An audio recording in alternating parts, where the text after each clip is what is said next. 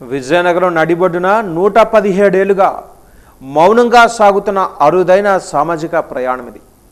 1909వ సంవత్సరంలో గజపతుల కాలంలో నిర్మితమైన మెసానిక్ టెంపుల్ కేవలం ఒక కట్టడం మాత్రమే కాదు, క్రమశిక్షణకు నిలయం. ఈ సంస్థలో సామాజిక అంతరాలు ఉండవు. గడప దాటగానే అందరూ సోదరులే. నిబంధనలు అత్యంత కఠినం. సంస్థను నిర్మించిన గజపతుల వారసులకే సభ్యత్వం దక్కడం సులభం కాదు. 18 ఏళ్లు నిండి పురుషులై ఉండి క్రమం తప్పకుండా ఇన్కమ్ ట్యాక్స్ చెల్లించే బాధ్యతాయుతమైన పౌరులకే ఇక్కడ ప్రవేశం ఉంటుంది. ఎటువంటి ప్రచారం లేకుండా వివాదాలకు దూరంగా మానవీయ విలువలను పాటిస్తున్న ఈ మెసానిక్ సంస్కృతి విజయనగరం చరిత్రలో ఒక అద్భుతమైన అధ్యాయంగా నిలుస్తోంది.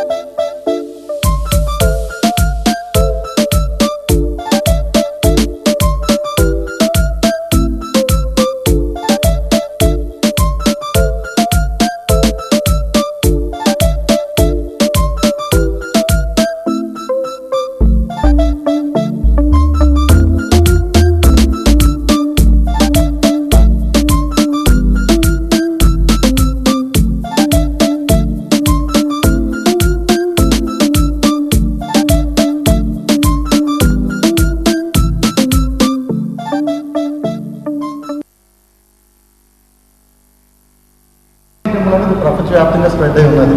More than 450 years old organisation. అంతకన్నా ముందు కూడా ఉన్నది, కానీ మన దగ్గర లిపి లేదు, అందువల్ల మనకు తెలియదు. సో మనకు తెలిసింది రికార్డెడ్ ఎవిడెన్స్ 450 years ప్లస్ నుంచే ఉన్నాయి.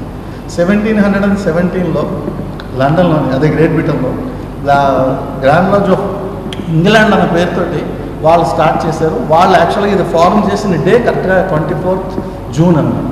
సో ఆ డేని అలా గుర్తుపెట్టుకొని 2004లో దీన్ని యూనివర్సల్ బ్రదర్హుడ్ డే అనేది ఒక ప్రపంచవ్యాప్తంగా చేయాలనే ఉద్దేశంతో ఆ రోజు డిసైడ్ చేశారు. So at the same time అప్పటి నుంచి ఇప్పటి వరకు అన్ని మెసానిక్ టెంపుల్స్ కంటిన్యూ చేస్తున్నాయి. ఈ మెసానిక్ టెంపుల్స్ అనేవి ప్రపంచవ్యాప్తంగా ఉన్నాయి.